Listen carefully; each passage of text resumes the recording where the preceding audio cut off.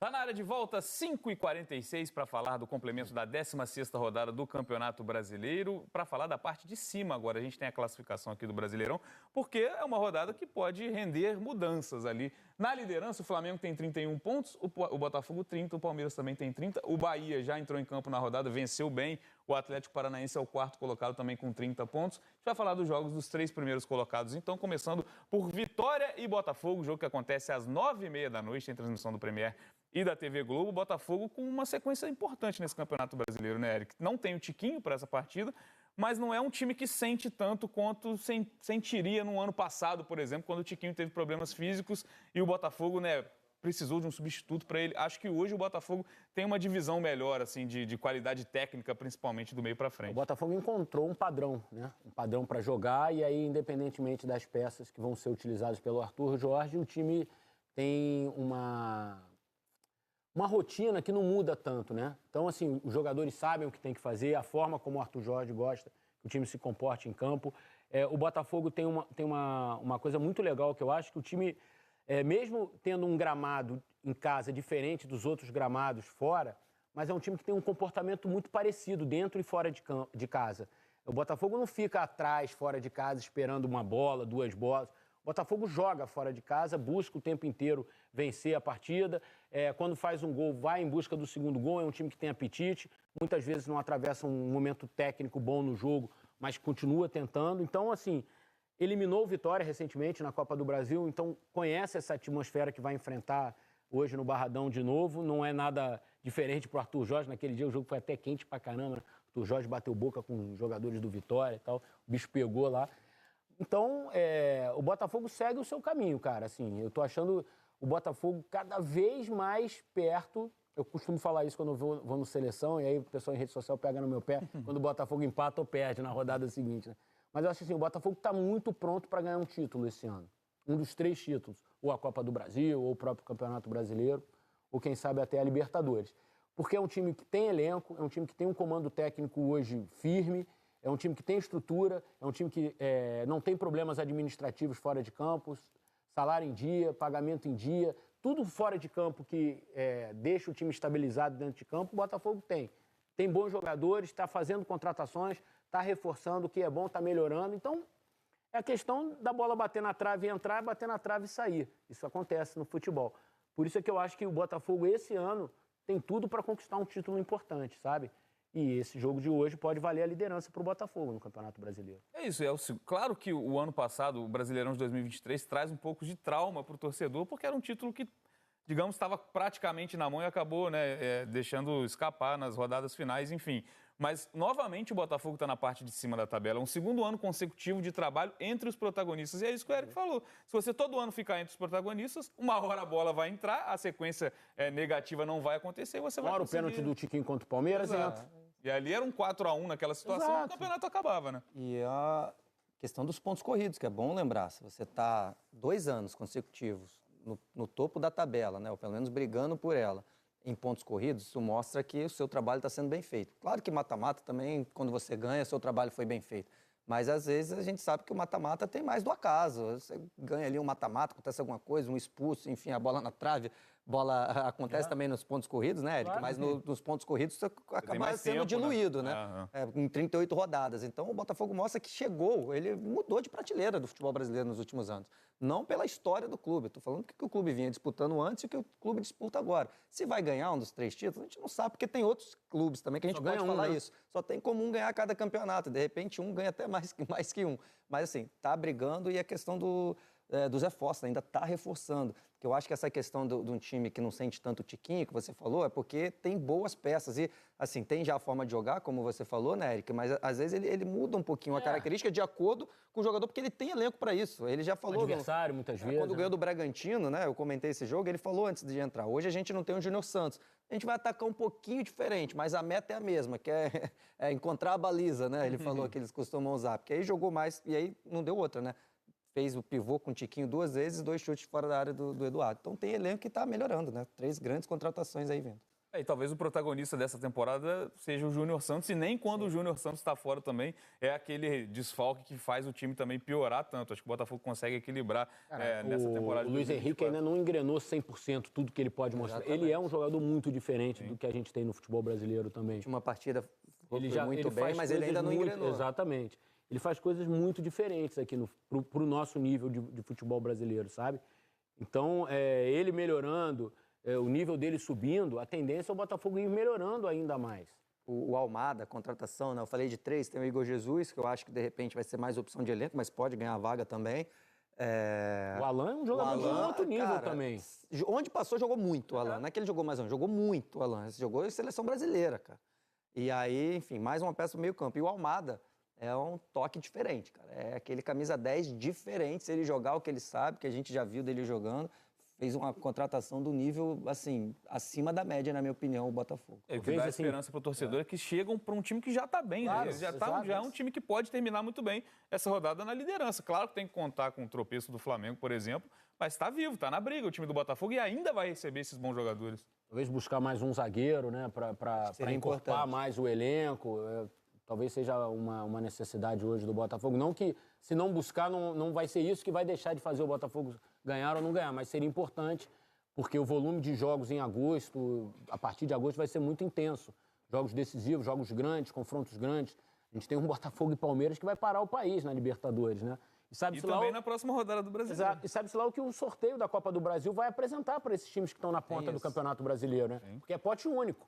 Pode dar Botafogo e Palmeiras também na Copa do Brasil, pode dar Flamengo e Palmeiras, pode dar Flamengo e Galo, Galo e Botafogo, enfim, qualquer coisa. São Paulo e Palmeiras, pode dar qualquer coisa. Então, vão ser jogos muito grandes também a partir de agosto. Então, você melhorando o elenco, você tem mais chance de ir passando.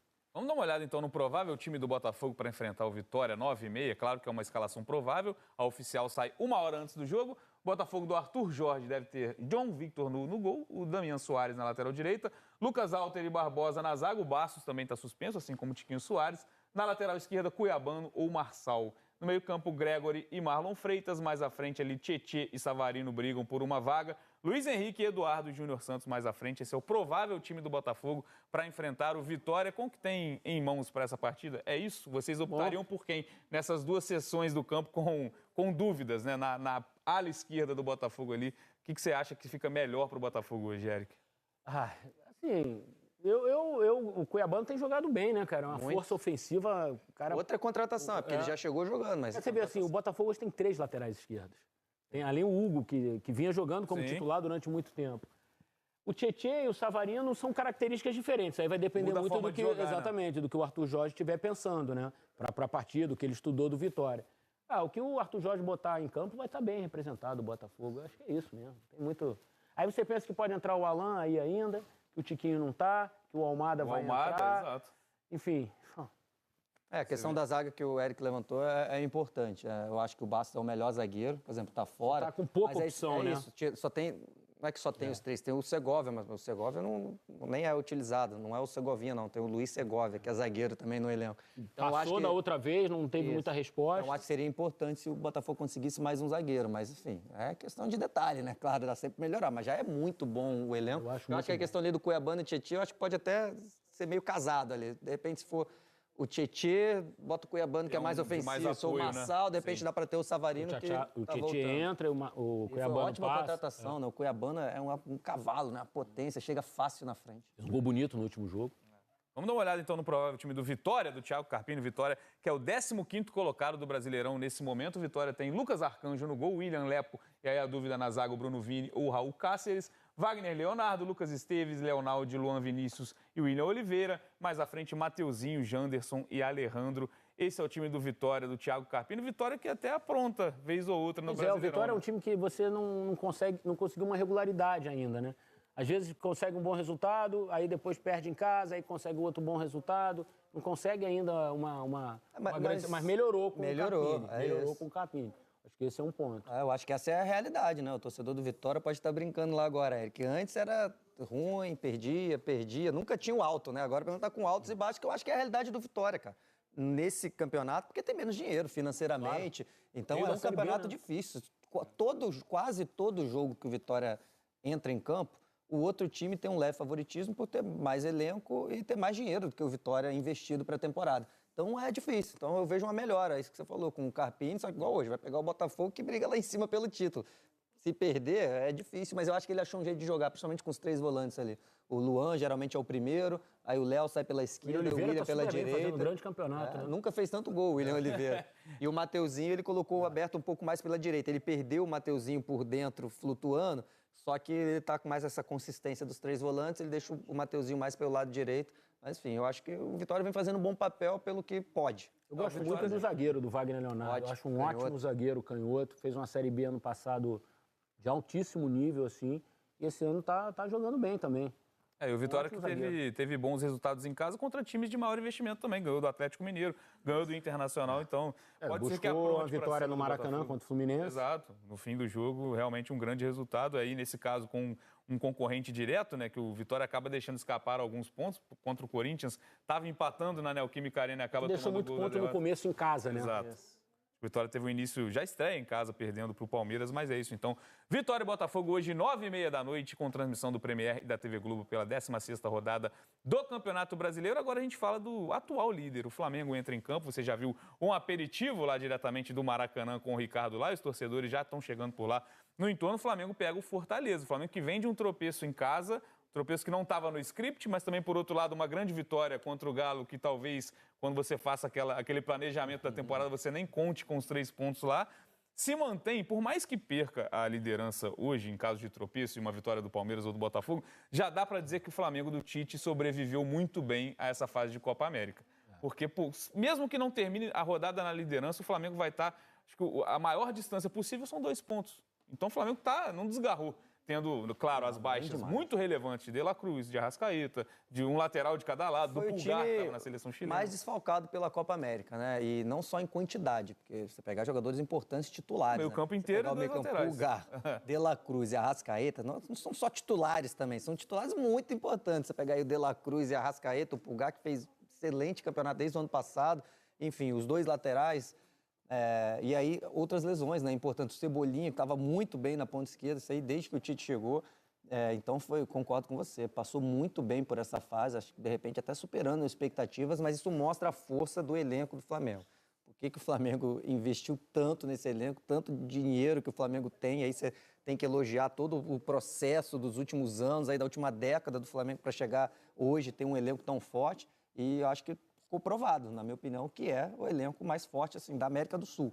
E passou por isso, não sei se vai continuar na liderança até a próxima rodada, mas pelo menos vai estar ali a uma rodada de se tornar líder quando tiver todos os jogadores de volta. E lembrando que no início desse período, o Tite teve que improvisar porque perdeu mais jogadores. Por exemplo, o Pulgar tinha o Alan, que era o substituto imediato, o Tite não contou com ele, teve que improvisar o Léo Ortiz. Na lateral esquerda, você não tinha o Vinha, o Ayrton Lucas também ficou fora, o Léo Pereira jogou por ali. Então, o Tite teve que remendar um time ao longo desse período. Claro que, num momento, por exemplo, contra o Cuiabá, você vê depois do apito final jogadores extenuados, exaustos, depois de um jogo como aquele, que é uma sequência muito grande. E algo também que não é tão comum. O Tite coloca os jogadores no jogo e tira os mesmos, né? O Verton, por exemplo, o Lohan, porque não entregaram durante a partida, para deixar os jogadores mais experientes, enfim, jogadores que são realmente titulares do Flamengo para esse determinado tipo de partida. Então, o Tite vem moldando do jeito que pode também, né, Eric?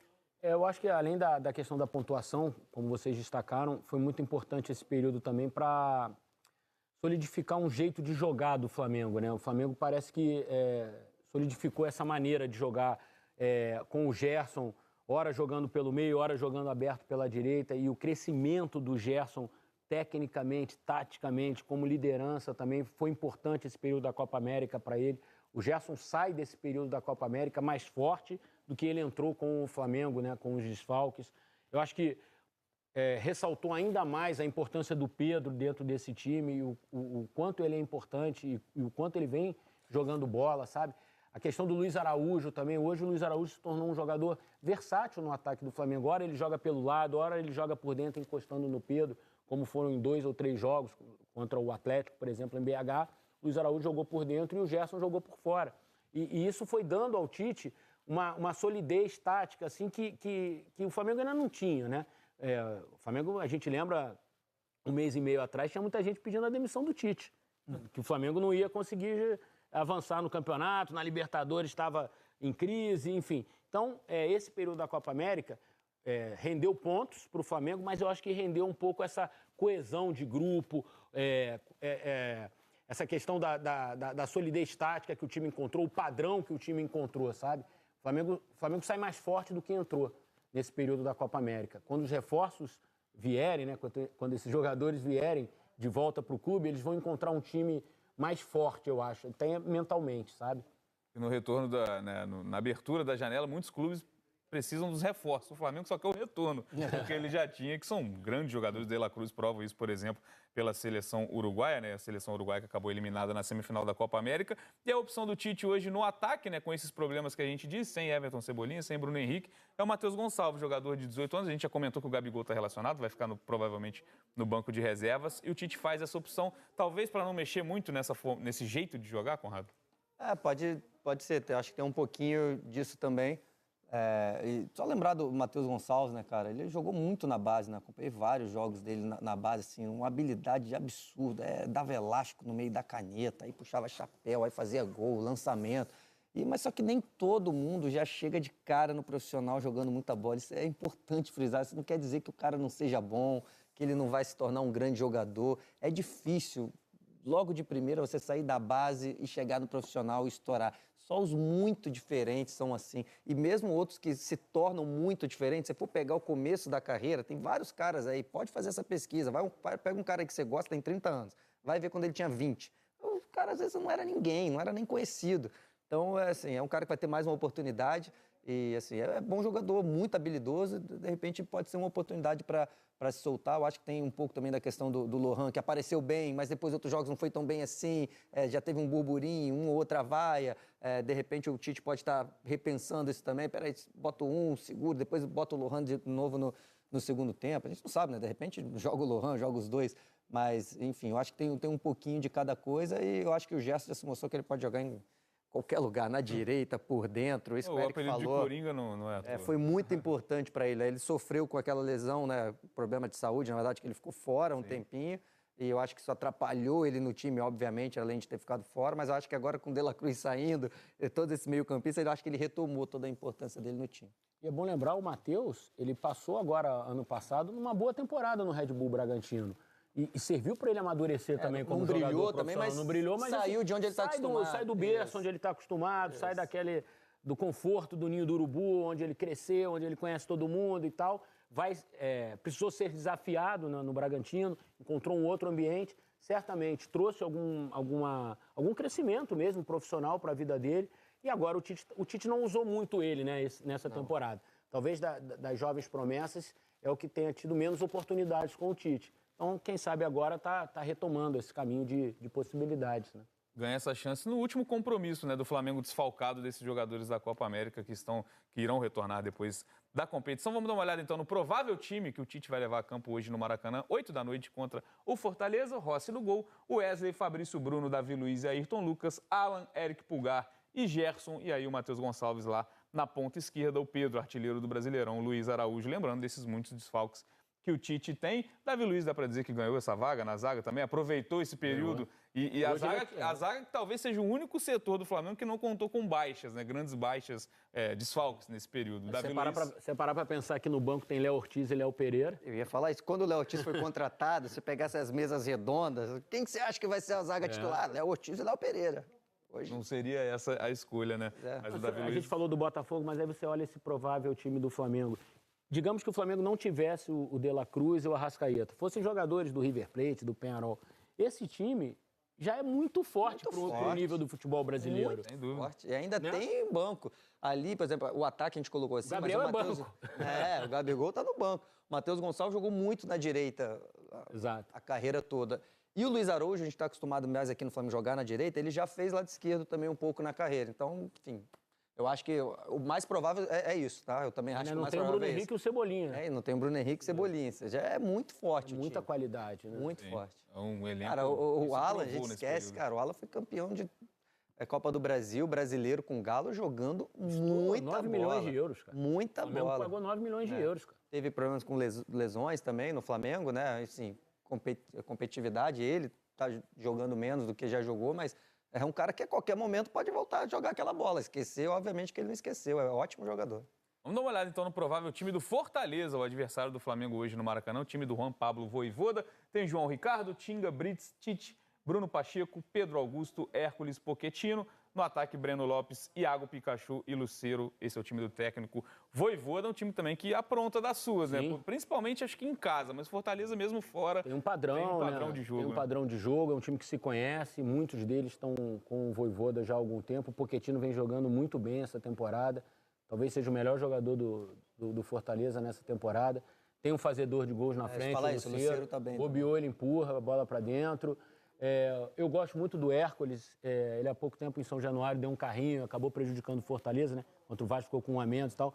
Mas ele vinha jogando muito bem. Já fez um gol no Maracanã uma vez. Fortaleza venceu o Flamengo no Maracanã com um gol do Hércules. Uma zaga experiente. É um time que vai entrar no Maracanã. Pode ganhar, pode perder, mas não vai se assustar. Não é um time... Vai jogar o que tem que jogar no padrão dele. O Flamengo vai ter que jogar muita bola para ganhar o jogo de hoje. Não é aquele jogo que você... vou lá e vou ganhar. Não vai ser. E o trabalho do Vojvoda, né? Exato. Longevo, até de muda muito as peças, tempo. né? Muitas vezes, quando você vê desfalques no Fortaleza, time que mantém o nível, né? O padrão. Conhece todo mundo, jeito de jogar, e todos os jogadores ali, vários estão há muito tempo, já conhecem. Os caras vão na Bomboneira, jogam com o Boca Júnior. Vão não sei aonde, joga com o São Lourenço no gasômetro. Joga... Adeus. O Fortaleza, a gente tinha falado antes um pouquinho sobre isso, do Botafogo, no caso, né? O Fortaleza é um time que definitivamente mudou de patamar no futebol brasileiro. Sem dúvida. Mudou de patamar. Claro, a gente vai falar que o Fortaleza tá junto com o Flamengo, o Vasco, enfim, os gigantes. Não tá. Mas, assim, é um time de primeira divisão, de elite, um time que todo mundo que vai jogar contra, você falou, respeita, não é só técnico, não é torcedor. Opa, hoje é contra o Fortaleza. Fortaleza é encardido. Fortaleza é um time bom, um time organizado. É isso, o Fortaleza virou um time respeitado na primeira divisão. Bateu na trave de um título continental na temporada passada por conta de um trabalho... Pedro Augusto vai jogar, o torcedor pega no pé, mas é bom jogador. Quer dizer, deve jogar, gosta, né? Gosta e aposta, que é legal da parte dele também. Sim. Seria fácil ele descartar um jogador e desistir do cara porque perdeu um pênalti. Vamos voltar então para o Maracanã, para o entorno do palco desse jogo entre Flamengo e Fortaleza. Lembro, 8 da noite no Premier. Ricardo Lai tá por lá e volta com informações. Fala, Bené, estamos de volta aqui, descida da rampa, a galera chegando, jogo importante para o Flamengo se manter, né, na liderança do Brasileirão. Tropeçou contra o Cuiabá, mas agora vai voltar à normalidade. Com certeza, a sequência diante dessa data FIFA tá ótima. Vamos lá, Mengão. Bora lá, 2-1 pro Mengão hoje, tá ótimo, bora lá. Tá acima da expectativa aí, porque é um monte de desfalque aí, o Flamengo conseguiu ficar lá na liderança, né? Fomos desfigurados mediante essa data FIFA, mas nos mantemos no topo, contra tudo e contra todos. Bora lá, pô. E aí hoje, contra o Fortaleza? 2-0 Mengão hoje. 2-1 hoje. 2-1. 2 gols de Pedro. Como é que é? 2 gols de Pedro. Ah, eu entendi, 2 gols de pênalti, mas pode ser de pênalti do Pedro também, né? Hein? Pode ser. O bagulho é fazer gol. E o Pedro tá pendurado, hein? Não pode levar amarelo o Pedro, porque o Pedro é o cara.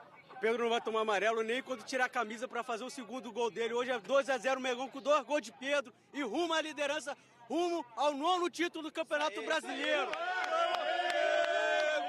Hoje 3 pontos que importa, 3 pontos, só isso, mais nada. Como é que vai ser lá no Maraca, lá? Aí dentro, como é que vai ser? O grito? Só fecha o Tulinho.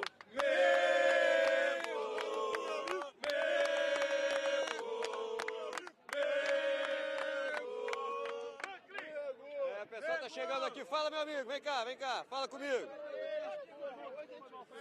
Fala comigo, meu amigo. E aí, rapaz, tudo bem? Pô, vem aqui no Sport TV, É o encontro de vocês, é? Meu aluno, rapaz, meu aluno, a gente está se encontrando aqui, por acaso, nem marcamos nada. Isso, é aluno do quê?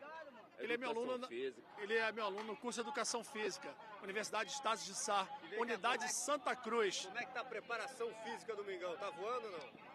É muito difícil ter uma preparação física voando com um calendário louco que nem a gente tem no Brasil, né? Falou tudo. Enquanto a gente não adequar o calendário do Brasil ao calendário europeu, com 2 cabeças, 21, 22, 22, 23 e 23, 24, não tem como você manter a preparação física em alto nível, disputando 3 competições ao mesmo tempo. Esquece. Tô certo ou tô errado? Tá certíssimo. Vai Sou dizer que fã não. desse cara, pô. Se disser que não, reprovo ele. Professor Zé Paulo sabe tudo e mais um pouco. Obrigado, Bora lá. querido. Um abraço. Valeu, é isso aí, Bené, Eric, Conrado, a galera vai chegando, é claro que ainda vai aumentar. E aí, pessoal, tudo bem? Sim, tudo bem. Vai dar Mengão quanto? Vai dar Mengão. Hoje vai ser 5x0 Mengão. Bora, Mengão. Tudo isso, cara, 5x0? Essa família de Rondônia aqui, vem cá. Família de Rondônia, velho de Rondônia. Rondônia. Veio aqui o Mengão, meu irmão. Um abraço pro pessoal do Cantinho do Urubu aí, Frank Velho, Magal, rapaziada. Tamo junto, Mengão hoje 3x0. Beleza? Tá bom esse algodão doce aí? 3x0. Mengão. Tá bom, vai comer tudo antes de entrar no estádio?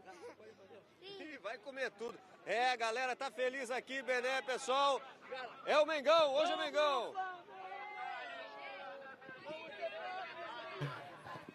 Ô, Bené. Valeu lá, e a galera tá empolgada. Acho que quanto mais novo, maior o palpite do placar. Então, é isso que eu ia te falar. Empolgação à parte dos mirins, mas você vê que os mais velhos, eles entendem o momento. O importante são os 3 pontos. Exato. 2x1, 1x0, não importa. O importante são os 3 pontos. A torcida comprou o barulho desse momento, né?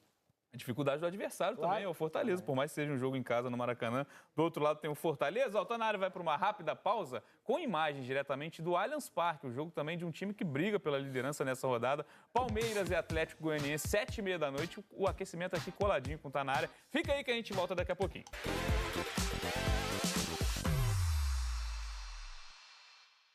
Tá na área de volta, boa noite, 6h16, já em clima da 16ª rodada do Campeonato Brasileiro. Aqui você já fica pro aquecimento de Palmeiras e Atlético Goianiense, coladinho com Tá na área, transmissão do Sport TV, o jogo que a gente vai falar agora, inclusive. Vamos começar com os times prováveis para esse jogo. Daqui a pouquinho a gente vai ter a escalação já confirmada oficialmente, mas o que a gente tem de provável. O Palmeiras também com alguns desfalques, tem o Everton, Mike, Gustavo Gomes, Vitor Reis e Piquerez, Aníbal Moreno, Gabriel Menino, Rafael Veiga, mais à frente Rony, Flaco Lopes e Estevão. Esse é o time provável do Abel Ferreira para essa partida. O Palmeiras também, que pode terminar a rodada na liderança. A gente vê, claro, algumas ausências, né? O Murilo segue fora na zaga, o Zé Rafael no meio-campo, mas também é um elenco, né? O Dudu é opção, mas segue fora por opção técnica do Abel Ferreira nesse momento. Também é um elenco que dá essas possibilidades para o treinador em momentos assim de desfalques, né, Eric?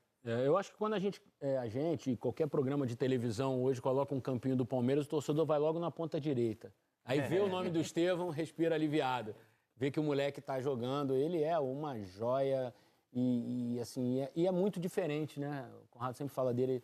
Ele faz coisas muito diferentes e faz o time do Palmeiras ser diferente também a essa altura. Ele já faz diferença dentro de um grande time do atual bicampeão brasileiro e ele está fazendo diferença e que quando ele não jogar, ele vai fazer falta. Isso é impressionante para o menino que mal chegou ao time profissional, né? É clara a mudança do time do Palmeiras depois que o Estevão virou titular. O Palmeiras é um time melhor, mais leve, mais criativo e que tem mais facilidade de chegar no gol adversário. Isso é o peso do Estevão. Eu não estou perdendo mais jogo do Estevão, não. Às vezes tem um monte de jogo junto, eu falo a verdade para vocês. Eu boto o do Palmeiras. Geralmente, quando tem muito jogo bom... Aí garantiu um ponto, por exemplo. Eu deixo um na televisão, né? Obviamente, quando eu não estou escalado em nenhum jogo, e outro no meu laptop. O do Estevão está sempre. Pode ter 10 jogos. Eu não estou perdendo mais Estevão, porque eu sei que eu estou vivendo algo diferente. É para a gente ver todos os jogos para daqui 5 anos. Eu lembro quando ele deu tal drible, eu lembro quando ele deu tal passe. Então, eu estou acompanhando tudo. Ele é muito diferente. Só falar rapidinho do elenco, né? Não tem o peso do Flamengo. Continua forte pelo trabalho, eu acho, Bené, do Abel. Mas, por exemplo, o Vitor Reis é um moleque de 18 anos que está subindo agora da base, né? A gente falou do Flamengo que está optando por Davi Luiz, Léo Pereira e Léo Ortiz. Sim. Claro, o moleque é bom, já foi muito bem na base, assim, é uma aposta que está vindo aí pro time titular. E o Zé Rafael, assim, o menino está jogando ali junto com o Aníbal, mas tem que voltar rápido pro Palmeiras, que faz falta. É um jogador de altíssimo nível, é difícil realmente você ter uma altura a reserva. O Palmeiras vai incorporar os meninos, vai incorporar o Maurício, Felipe e Anderson já semana que vem, né? A partir da próxima rodada já podem jogar. E lembrando que no meio-campo também o Richard Rios seria uma opção, mas também é outro que vai voltar. É finalista da Copa América com a seleção colombiana. Vamos dar uma olhada então no time provável do Atlético Goianiense, time que está na zona do rebaixamento. É nesse momento o 19º colocado, penúltimo colocado, está à frente apenas do Fluminense. Time do técnico Wagner Mancini, Ronaldo, Maguinho, Adriano Martins, Alex Vinícius e Guilherme Romão. Lucas Cal, Baralhas, Haldney e Shailon. Mais à frente, Emiliano Rodrigues e o Alejo Cruz. Time que talvez tenha a missão mais complicada da rodada, que é tirar pontos do Palmeiras no Allianz Parque. Né? Dos 3 times que estão ali em cima, né?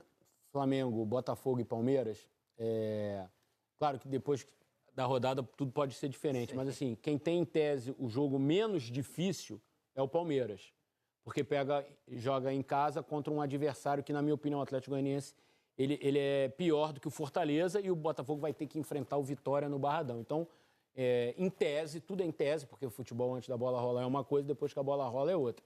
Em tese, o Palmeiras tem boas possibilidades de quem sabe até assumir a liderança nessa rodada do Campeonato Brasileiro, porque os adversários de Flamengo e Botafogo, na minha opinião, são mais difíceis.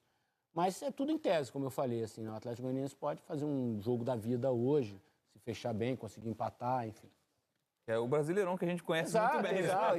E times como o Atlético Goianiense, a gente já falou um pouquinho do Vitória, que eu acho que é semelhante à situação, de novo, principalmente pelo investimento, pelo financeiro. Tem que saber, e aí eu falo por diretoria, quem comanda o clube, tem que saber a expectativa do clube no Campeonato Brasileiro de Série A. Porque todos os outros clubes, eu sou melhor do que outros 4, pelo menos. Se for melhor só que 4, você é o 5º, ou seja, você está brigando pelo rebaixamento. Estou falando isso para não ficar achando, quando está ali perto, que está tudo errado o tempo todo. Aí troca técnico, aí troca jogador, aí troca tudo, está tudo errado. Não, cara, você tem um time para brigar para não cair. Essa é a realidade do Atlético Goianiense. É um time para brigar para não cair. Esse é o investimento que o Atlético Goianiense foi. Então vai ser difícil. Um jogo como hoje, vai ser difícil. Então, eu acho que essa é a principal dificuldade dos times da parte de baixo, principalmente os de menos investimento, de entender essa realidade, saber pescar o que está sendo feito de bom, mesmo quando você não está ganhando, para não achar que está tudo errado e ficar trocando tudo o tempo todo, que isso eu acho que é o caminho mais rápido para voltar para a Série B. O Atlético Goianiense começou o campeonato com Jair Ventura, já é um segundo treinador, Wagner Faz Mancini. parte trocar, estou falando para não ficar trocando toda hora. Porque resultados como o de hoje, por exemplo, você já vai esperando uma derrota, né, contra o Palmeiras no Allianz Parque. Mas para falar também do time do Palmeiras, que além dos desfalques que a gente já comentou, o Lázaro também está fora no ataque, enfim, o Abel tem alguns problemas para escalar o time no ataque. E nem assim, nem num jogo em casa contra um adversário mais tranquilo, mais acessível, digamos assim, o Dudu é cogitado no time titular. Isso dá um indício de alguma coisa para vocês? Que o Dudu, realmente, o Abel não conta com ele para ser titular desse time? Ou ainda pode ser, porque não, um retorno de lesão, que é uma lesão muito grave que o Dudu teve, é uma volta aos poucos ao time? Porque hoje, né, provável esse time ainda não está confirmado oficialmente, mas mais uma vez o Abel mexe no Rony. O Rony, que muitas vezes joga como, né, um falso 9, digamos assim, ou até um 9 real ali na frente. Hoje ele é deslocado para o Flaco Lopes começar o jogo, e aí sim o Estevão na ponta direita. O que significa para vocês o Dudu continuar fora desse time? Ou não significa nada, é apenas uma opção de momento, que daqui a algumas rodadas pode ser diferente, lembrando, claro, do contexto da chegada do Felipe Anderson, do Maurício. Tentando pensar com a cabeça do Abel um pouquinho, o Dudu hoje é um jogador que entrega menos do que o Flaco, do que o Rony. Que o Estevão nem se fala, mas assim, do que o Flaco e que o Rony. Então, ele vai ter que esperar a vez dele e mostrar ao Abel que ele entrega mais do que aqueles que estão jogando. As declarações do Abel sobre o Rony, elas são sempre impressionantes. O Abel gosta muito do Rony, do trabalho que ele faz, do que ele entrega, das possibilidades que ele dá para o time, dessa versatilidade de, às vezes, jogar de 9, às vezes jogar aberto por um lado, aberto pelo outro, a possibilidade do contra-ataque. O Dudu está vindo de uma lesão complicadíssima, agora que ele está retomando a carreira dele. Então, é muito natural que o Dudu espere a oportunidade dele. E eu estou falando disso de aspectos técnicos só. O desgaste dele com o clube, o desgaste dele com a presidente Leila Pereira, isso eu não estou nem levando isso em consideração. Para mim, não, se ele está à disposição, é para ele ser usado, como é o caso do Gabriel no Flamengo. E aí o Abel vai decidir quem deve jogar ou quem não deve jogar. Então, acho que ele não está jogando porque ele hoje entrega menos do que aqueles que estão escalados. Só para ilustrar, os dois últimos jogos do Palmeiras em casa, no Allianz Parque, o Dudu estava como opção e o Abel não utilizou. Na vitória contra o Corinthians por 2-0, o Abel faz apenas 4 substituições, escolhe não fazer a quinta. E contra o Bahia também 2-0, entra o Luíde, garoto da base, jovem. E o Dudu também, a gente começa a observar, né? A câmera já foca no Dudu, uma certa... um rosto de insatisfação, uma expressão que não está muito satisfeito com esse tipo de situação. Então também chama a atenção ele nem entrar no decorrer desse jogo. Aí só se a gente tivesse informação assim, de bastidor, estivesse acompanhando os treinos para a gente poder criar uma linha de raciocínio em cima disso, assim, né? O que a gente tem para analisar é o jogo. No jogo, eu acho que o Abel está correto, né? E o principal, Érico, eu ia falar a mesma coisa. Eu não tenho nenhuma informação disso aí que o Abel não gosta do Dudu. Inclusive, ele dá entrevista e fala que gosta. Aí já foi campeão usando o Dudu.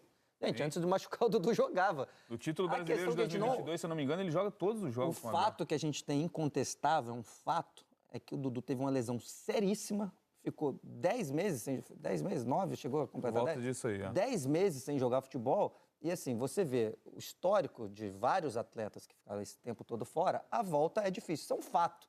Então não vai ser diferente para o Dudu, é difícil voltar, tem que ser aos poucos. O Bruno Henrique ficou muito tempo fora, não voltou voando, foi aos poucos, entrou um pouquinho, saiu. Falar que até hoje o Bruno Henrique ainda não é o Bruno Henrique de antes da lesão, aí você pode discutir esquema tático e tal, mas enfim, é difícil, cara. Então não é... Você acha que o Abel... não quero usar um cracaço Dudu que jogou há pouco tempo, mas é que não é aquele Dudu ainda. A gente torce para que ele volte a ser aquele Dudu, acho que pode ser, mas demora. Não é fácil o risco recuperar de uma lesão tão grave de joelho. Se o Dudu fizesse parte de um elenco com menos opções, talvez ele já estivesse jogando como titular. Necessidade maior. A necessidade é maior, né? É isso. Então é isso, Palmeiras e Atlético Goianiense, 7h30, você fica coladinho aqui no Sport TV, que já começa o aquecimento, você vai ter inclusive as escalações confirmadas, amigos. Um prazer ter vocês rápido, aqui. hein? Até amanhã, tá na área, volta amanhã, 5 da tarde. Tamo junto, então, fica de olho agora na rodada do Campeonato Brasileiro. Valeu.